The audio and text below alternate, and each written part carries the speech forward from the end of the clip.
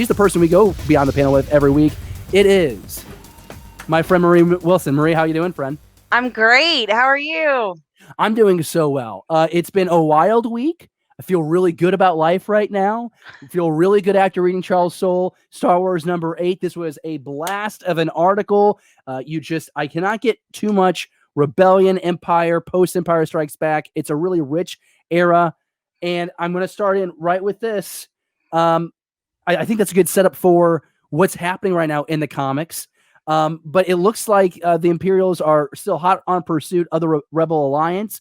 Luke's running around with a yellow lightsaber. So, which I don't know how I still feel about that. But first things first, if I'm a casual Star Wars fan, I'm not following this comic. What do I need to know about in this issue? So, in this issue, we have Commander Zara, who's an Imperial officer, and has a Imperial assault group that is trying to bring together covertly all the different rebel fleets that have been separated after the travesty at Hoth. So there are two fleets that they have brought together, and Zara's assault group is blockading the hangar bay of Home One, and so there's like ties everywhere.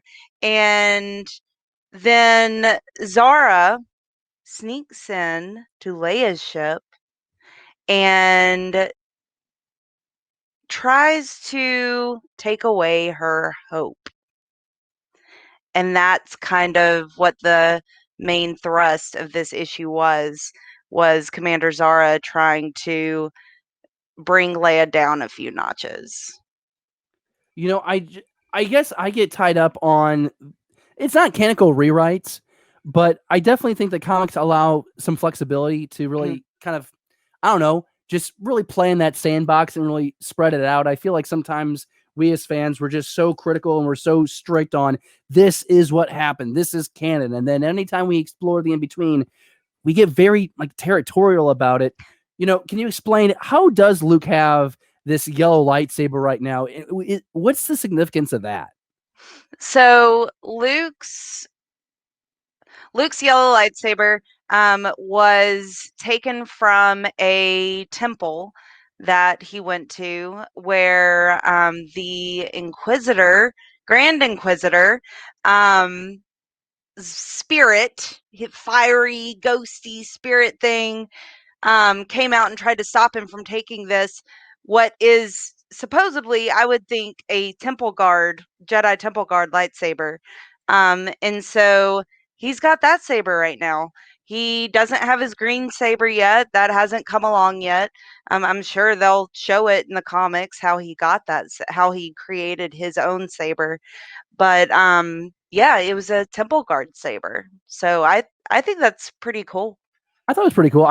For some reason, I thought the Grand Inquisitor was somehow tied to that saber, but I think I made that up in my mind, which is totally possible because I get things like this wrong all the time.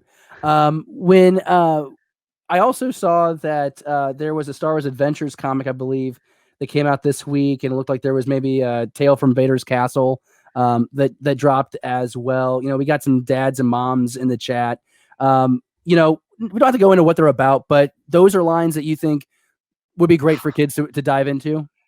Especially, we've only had one issue of the Star Wars Adventures so far for that started this year. But the previous run of Star Wars Adventures, oh my gosh, I highly recommend it to anybody because it connects all canon, which is awesome.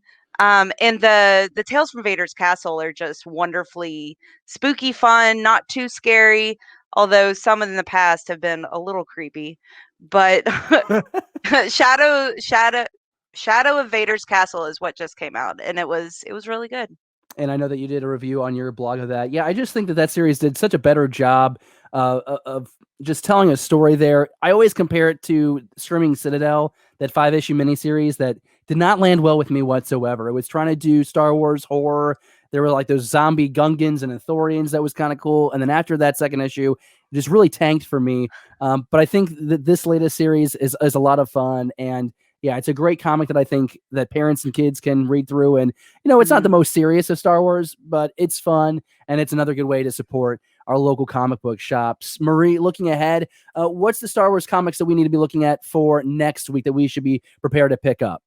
So next week is Darth Vader number 7. Yes. Which is going to be super exciting because we'll see what happens after Vader was left, just as he was left as Anakin. Well, Anakin Vader, human, non-cyborg Vader, on the beaches of Mustafar. So that will be incredibly interesting.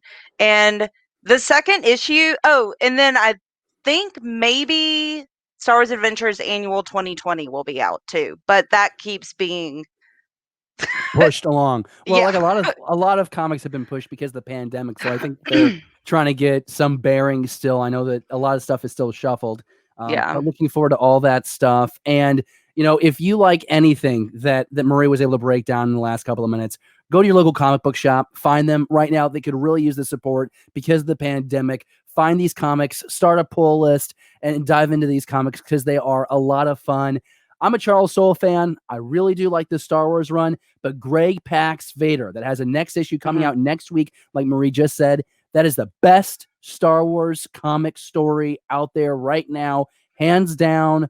Go find it. It's not too late. And still, we're under 10 issues in, right? So you can go to those back issue boxes and bins, and you can find yourself those issues to get caught back up. And it allows for a really fun day. And let's say you get maybe an exclusive cover, and maybe you'd want to trade with me. I'll let you know. Still looking for issue number 5, cover C. All right, cover C. Marie, thank you so much. Welcome. Thank you. Absolutely. People want to follow you. What's the best way to do that? You can follow me on Twitter at Alia Morgaine. All right, wonderful. Marie Wilson with BeyondTheBlastDoors.com. You can catch her reviews on BeyondTheBlastDoors.com every Wednesday. And she joins us every Wednesday night to go beyond the panel. Thank you for watching Beyond the Blast Doors. Be sure to subscribe to our channel. Don't forget, give us a thumbs up and leave a comment. Beyond the Blast Doors, a Star Wars conversation.